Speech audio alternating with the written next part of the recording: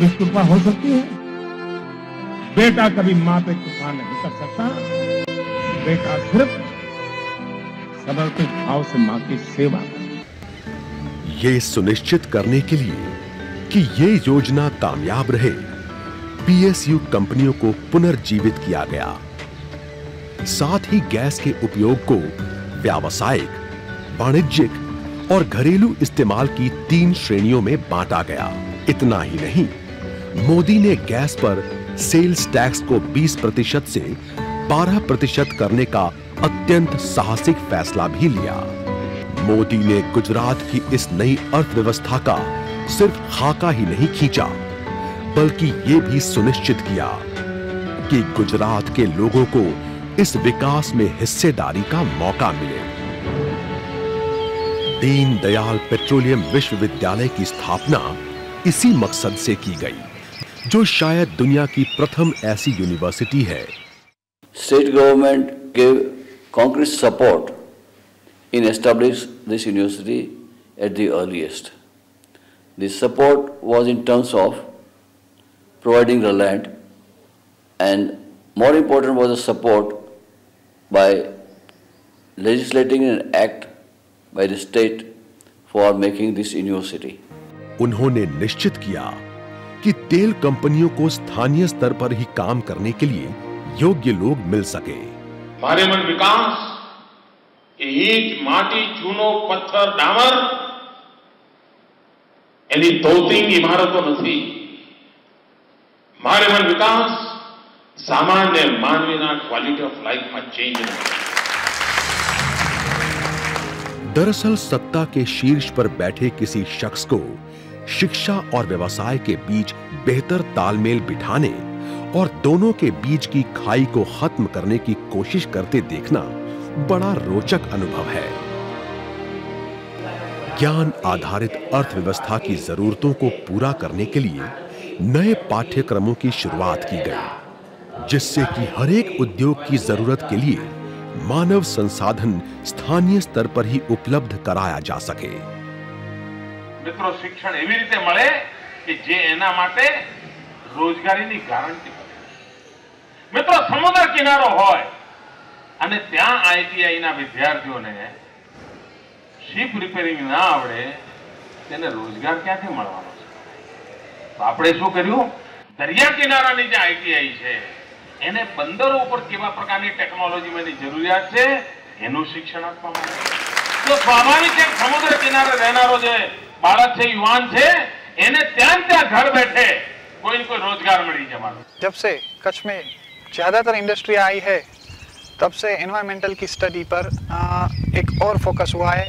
इस कच्छ यूनिवर्सिटी के अंदर भी इस तरह का अभ्यासक्रम डाल के यहाँ की जो सरकार है उसने एक अच्छा कदम उठाया है। गांधीनगर में फॉरेंसिक यूनिवर्सिटी की शुरुआत ने देशवासियों को चौंका दिया, क्योंकि इससे पहले इसके बारे में लोगों ने सुना तक नहीं था और दुनिया के ज्यादातर हिस्सों की भी शायद यही दास्तान थी। This university is coupled with the State Forensic Science Laboratory, so the students are given chance to study, to conduct practicals with all latest and advanced technologies in the field of forensic science. To establish this university, Government of Gujarat has given a lot of funds to establish our own campus, to purchase technologies, instruments. जल्द ही अहमदाबाद से गांधीनगर के बीच knowledge corridor का विकास होने लगा। GNLU in 2009 was ranked as per India Today Group number 25th, and in 2013 we are ranked number 6, and in Western India number 1. It is because of the strong foundation which we have laid in the area of academics, research and training, and in all these 3 areas we have received enormous, overwhelming, I must say, support from the government, and many a times the Honorable Chief Minister himself shows keen interest in ensuring and getting all the support needed by the university to become a role model law university in the country.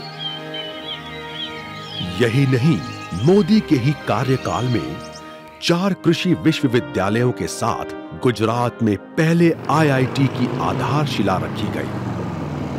I am quite happy to see that Gujarat is also having an IIT, because I can see my Gujarat developing at a very high pace in terms of industrial development. There are a lot of good academic institutions in and around Ahmedabad, which is what you need in a good city for growth of a new institute. You also have a very vibrant economy, because many of our faculty members would have their spouses who would need jobs.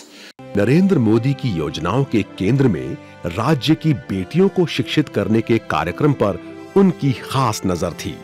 वो जानते थे कि नारी शिक्षा बिना देश कभी आगे बढ़ नहीं पाएगा। नरेंद्र मोदी जब किसी योजना, परियोजना आदि का शुभारंभ करने जाते, वहां उन्हें उपहारों से लाद दिया जाता।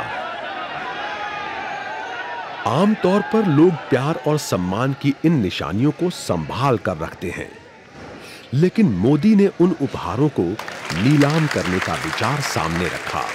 जो सारे उपहार नीलामी पर रखे गए, उसकी कीमत लगाना सही मायने में मुश्किल था, क्योंकि वो सारे उपहार लोगों के प्यार, मोहब्बत की भावनाओं से जुड़े थे। ये नीलामी का परिणाम अविश्वसनीय रहा। उपहारों की नीलामी ने 20 करोड़ रुपए दिए, जो तब तक एक सरकारी कोषागार में धन को इकट्ठा करने के लिए एक अकल्पनीय रास्ता था। मोदी के चाहने वालों की तादाद दिन दूना रात चौगुना बढ़ गई जब उन्होंने इस सद्प्रयास को देखा और समझा। These auctions are not meant to collect money only, but creating awareness and emphasizing on the need of the education of girl children in Gujarat. बेटियों की शिक्षा के विकास के लिए इस योगदान से ऐसी योजना चंद दिनों बाद ही शुरू हो गई।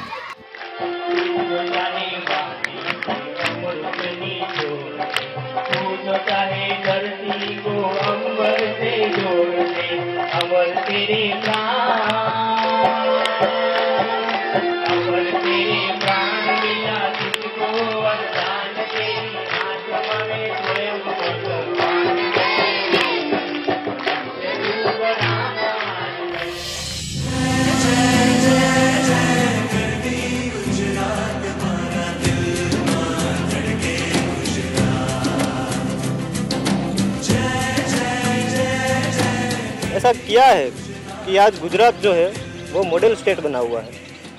वही गवर्नमेंट है, वही एम्प्लॉय थे, तो पहले एडमिनिस्ट्रेशन में ऐसा किया था और अभी किया है। कई जगह पे ऐसा होता है कि वहाँ के लड़कियों को पढ़ाते नहीं है, कई जगह पे बोलते हैं कि हम लड़कियाँ घर से बाहर नहीं निकलती, लेकिन अभी यहाँ पे सौराष्ट्र का रापर एरिया है और चिखली एरिया है कच्छ में, ये सब तो यहाँ पे इतना ऑकवर्ड था। फिर भी अभी ये हो रहा है कि वो लोग अपने एक एक रुपया इकट्ठा करके वो रिलीफ फंड में दे रहे हैं कि ये पैसा आप लो और कन्या केळवणी के लिए, लड़कियों को पढ़ाने के लिए इसका इस्तेमाल करो। एक एसटी में नौकरी करना ड्राइवर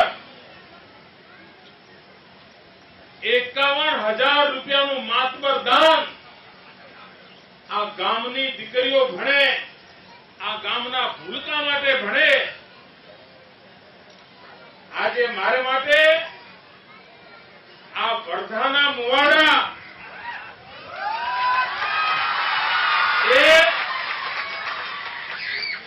એ કન્યા કેળવણીનો અવસર નહીં, આજે વર્ધાના મુવાડા એ સમાજ સેવાના तीर्थ क्षेत्रनी प्रेरणा में काम।